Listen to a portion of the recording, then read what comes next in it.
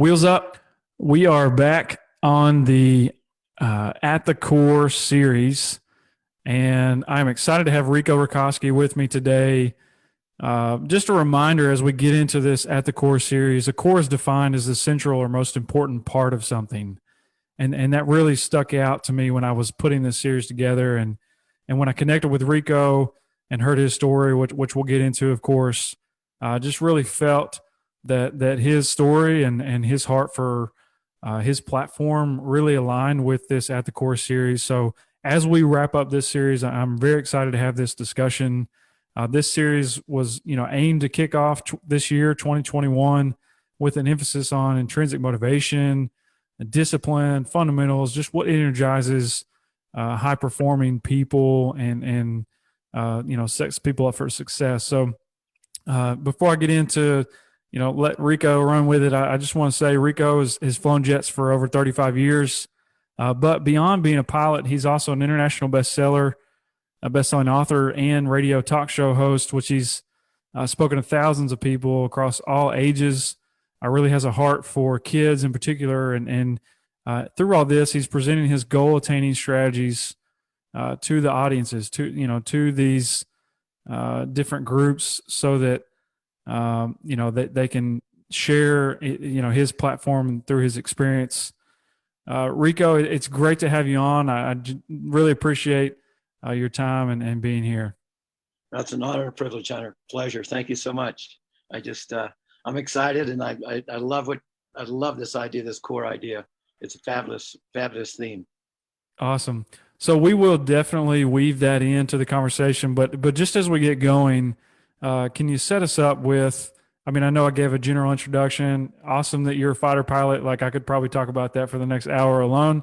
But as we get into understanding your journey and, perhaps how this platform came to be and how the At the Core series weaves into that, can you just share briefly, how you start the Air Force, evolution of things and getting into commercial flying, things like that, just an overview? Sure. What's interesting, I find, is that, and probably with yourself, Hunter, and probably a lot of other people who are listening, as you get older, you get a chance to, reflect back on where some of these ideas originated. And this idea, this actual just two choices idea, I would say I didn't know it at the time, but it actually, for me, goes back to high school. I was one of those kind of kids that was the back of the room kind of guy. Okay. I sat in the bleachers or sat in the back row.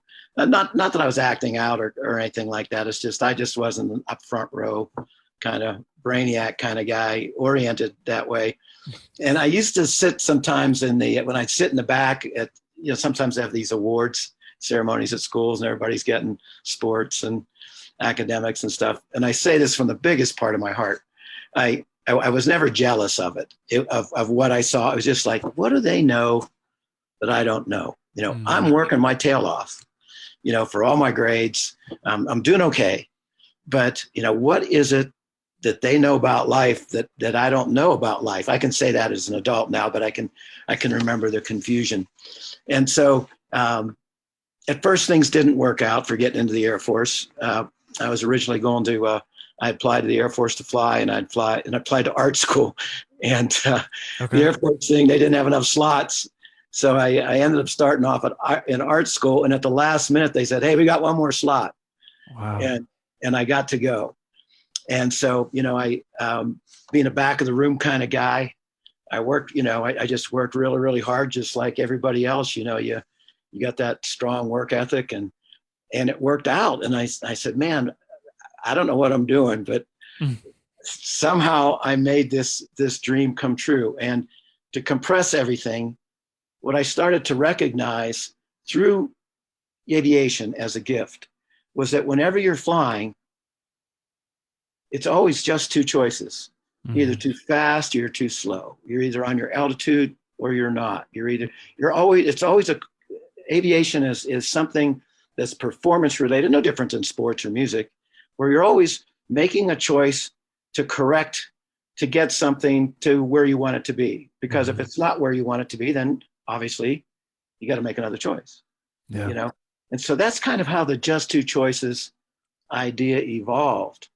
And then one day I was asked to speak to some elementary school kids about choice. Just Mm-hmm. a teacher and I were talking. He said, "Hey, could you come in and talk to our kids about making choices?" And as I was talking to them, the idea of just two choices came to mind, and I started to draw up on the board, and I'll just use it here. If you take the a victory sign and you turn it sideways, I Mm-hmm. kind of drew that on the board, and I said, in any moment, and it was just amazing to me because I didn't think fourth or fifth graders would get it. Mm-hmm.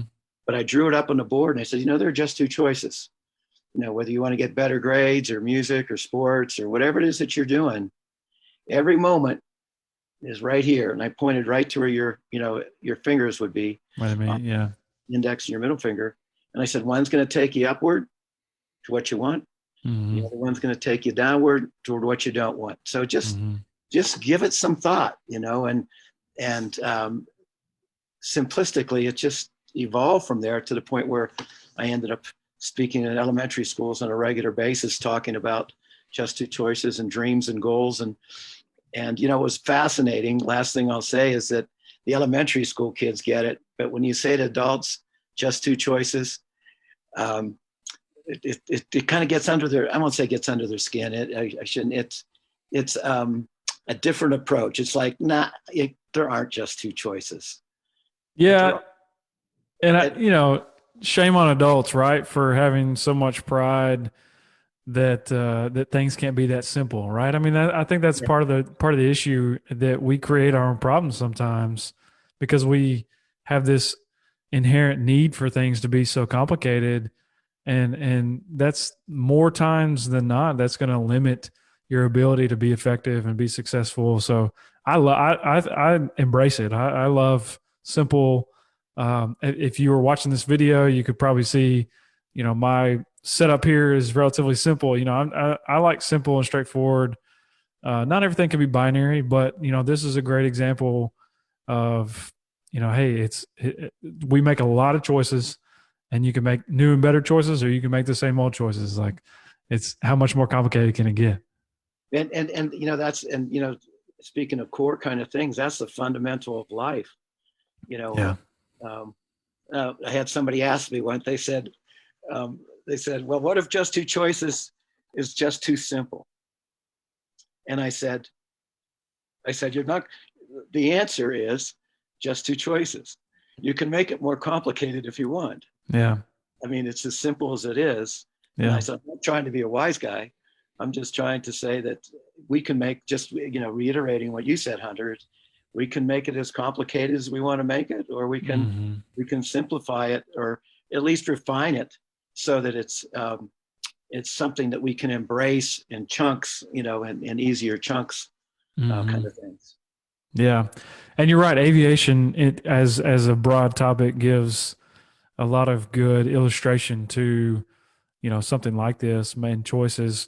I got a chance to listen to your Harvard presentation, which I thought was very interesting, and I used some cool examples of, once you're in the air, you have two choices of, I can't remember exactly how you put it, but you'd say much better than I would. But how was that received when you did the Harvard presentation? It was research. I was very pleased. I mean, people they were laughing, and they enjoyed it. And you know, that phrase that you're talking about, it just popped into my head. It was, in aviation, it's takeoffs are optional, landings are mandatory. Yeah, yeah, And I love that. then the other one is, that's typical, is you always want your number of takeoffs to equal your number of landings.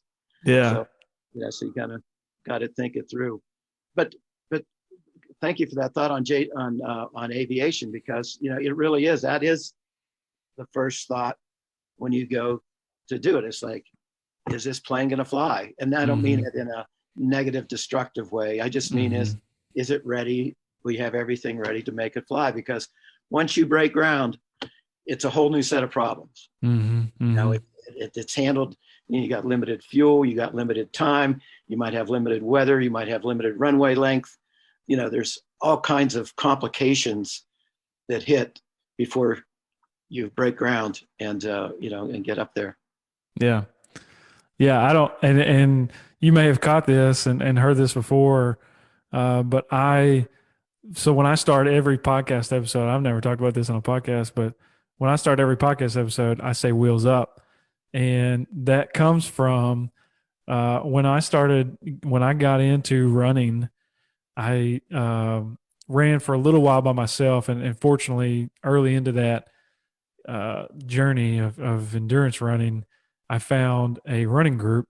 And every time that was kind of the cue when, everybody would kind of gather around. And there was one guy that was always Larry. He was awesome, but he was always in charge of, okay, now we're starting. Even if it was a couple minutes after everybody's here, we're starting. And he always said wheels up every time we started a run. So that stuck with me. And I thought, you know what, like I want a clear way to distinguish how I'm starting each conversation. And so it's fun to me that it, connects with an aviation illustration as well. Well, thank you. And it does, it actually represents commitment, Right. you know, Right. wheels are up, or, we're on our way, Right.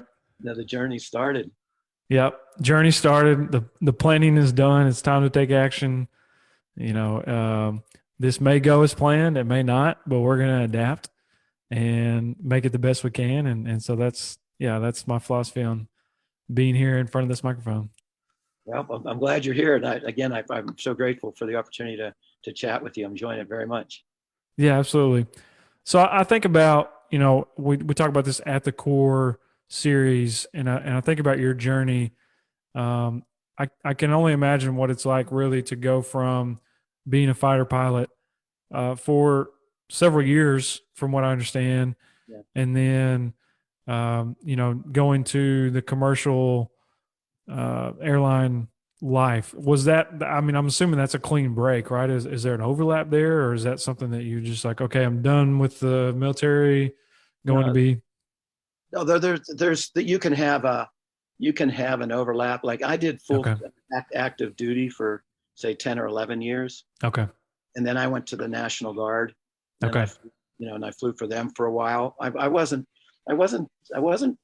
clear on whether or not I wanted to go to the airlines yet. Okay. And so, but I knew I wanted to keep flying, Yeah. and so I was able to go, to the Guard. And then after I went to the Air National Guard and was flying for them, it was one of those things where a lot of the Guard members are airline pilots, and I got introduced to it. I mean, as a young kid, I thought about it, but Mm-hmm. as I've gotten, a little bit further in my Air Force career, I wasn't sure whether or not I wanted to finish some time out, you know, through say the Guard or the Air Force Reserves or not. And Mm-hmm. so I was just kind of weighing, one thing or the other. So, Mm-hmm. you can fly both airlines and they call it part timer. Be a part timer in the Guard, Yeah. flying on weekends. And you might know some people already, who have that kind of duty. Mm-hmm. And so it's a nice option to have. Yeah. Very cool. And how long were you in the commercial airline industry? Oh, 24. Okay. Wow. Yeah. So I was kind of lucked. I kind of lucked out. I mean, for me, I'll just say it because it was the best match for me. Yeah. Um, Nobody was hiring but Southwest Airlines. Yeah. And, I just feel I every airline has its personality, and, Mm-hmm. they all do great work. It's Mm-hmm. just, I think Southwest Airlines was much more my personality. Mm-hmm. Um, with the way just the way the customer service is a little bit different. We're a little more um, low key, you Mm-hmm. could say, compared to the other airlines who do a great job. They've Right. been around since the 1920s. Right. Southwest had only been around since 1971, so they had kind of a different outlook. Like, come on, let's just go, or let's go, wheels up. Yeah.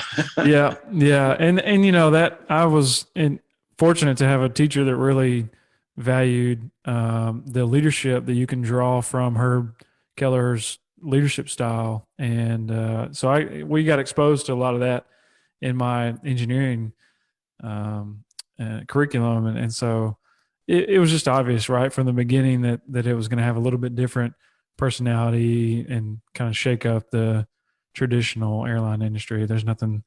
You're right. There's nothing wrong with how the other ones operate, but there's a distinguished personality for the Southwest family for sure. And just as there's almost 100 different models of car makers Right. throughout the world. There's something for everybody. One thing Right. here, you brought up a great thought here, one of my favorite thoughts with regard to Herb Kelleher is he used to say to us, because he was just a straight talking guy, just Mm-hmm. really down to earth, great sense of humor, and he'd go, um, and this applies to any industry. Mm-hmm. Okay, yes. The problem with the airline industry is the airline industry thinks they're in the airline industry. The airline industry is in the customer service industry. Mm. And he go on to say, churches are in the church, they're in customer service. Government is in customer service. They think they're in government, but they're not. They're in customer service. Schools think they're in the school industry. They're not. They're in customer service. Mm. And so, and it's always stuck with me because he's so right on. If we would flip things around and quit saying, not quit saying, but have the first part of our thought be that we're in the customer service industry for medical, we're in the customer service industry for our church, or for our school. That priority of thinking in and of itself would make a world of difference, I think. And that's how Southwest, that's how Herb and everybody at Southwest looks at it. Yep, we just happen to move people from place to place. Right. But as an industry, we're in customer service for doing that. How did Herb say it? He goes, we don't sell you a seat, we sell you an experience. Yeah. That's we awesome. want you to have an experience, Right. from point A to point B.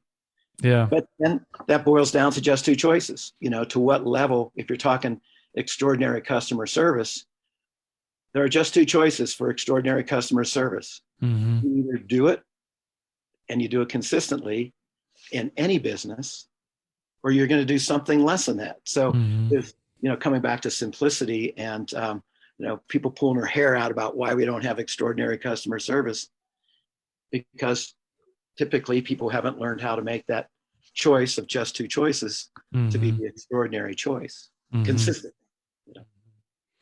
Yeah, no, I like how you connected that. So I would say, in response to that, I want to understand how or I guess the timing of your just two choices talk with the fourth and fifth graders that it sounds like was kind of the catalyst for creating this platform. Where does that time in with your time in the airline industry? Was that kind of just middle? Is there any significance with any inflection points there or milestones of your career, or was it just? Yeah, that's a great question. I actually started off with a philosophy called I'm not an engineer like yourself, so it was an idea that came to mind, and this time I was talking to so I was asked to just come speak to some kids in shop classes back when they had shop kind of stuff, and it was about goal setting stuff, and they were asking me to explain it, and I happened to write across the board, and I'm compressing the whole thing. I wrote this formula. I wrote 3 words: dreams, action, reality. And I looked at it and I put a plus sign between the dreams and the action, and an equal sign between reality. I said, this is all it is. I'm not downplaying it. It's just, you got a dream. The quality of the action you put in the plus right after the plus sign is what makes it, is what makes your life real. So give that thought, give those kind of thoughts. And so it was kind of a slow evolution of, and I was still at the time flying for the Air Force.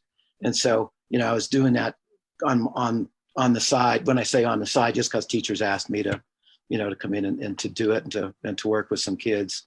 Okay. And then later on, as I went part-time from the military to flying in the Guard, now I had more time to develop just two choices concepts and the dreams plus action equals reality more. So okay. The Guard gave me that free time to do that, the Air National Guard. As a part-timer. Right. Yeah. But it takes time, right? To develop that message. You've got content, you end up doing a book. You're scheduling time with whether it's classes or different appearances, presentations, things like that. That takes time. That you have to have some level of commitment. So it's nice that you had that ability to be involved with the guard, but still be able to carve out a big chunk of time to dedicate to that. I just think that's interesting to hear. Typically when you talk to someone like yourself that has an established platform and is able to write books and do some great networking and presentations.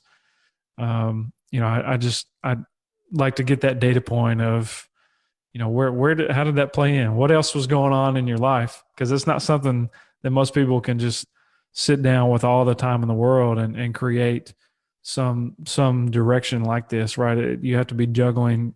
Most people are juggling multiple things and working on these type things at 9 o'clock at night. Yeah, and just don't give up. I mean, even if you can just carve out 30 minutes, or there were many times. I mean, I just had to just carve out what little time I could to keep the dream alive. And actually, going to work with the kids after some of those talks was what led me to led me to leave the Air Force. Nothing against the Air Force. Right. It's just I thought, man, I think I really like this book idea. I can go fly fighters in the Guard. I can meet new people and have a chance to reach, impact kids possibly. I'd never written a book. My high school English teacher, when I told her I'd written a book, there was like dead silence. She goes, "You wrote a book?" I said, I might have been awake part of the class. Right. Right. I said, Leon Uris, who wrote, Exodus and Trinity, I said, his saying was, writing has nothing to do with English.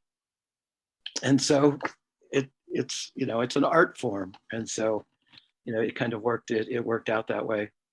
But it does, you're right on it. And just like with what you're doing here with everything else, you're making it work, and it's an hour here, a little bit there, but it's always the tip of the iceberg. Mm-hmm. What we're seeing right now for you and for myself is the tip of the iceberg of what it's taken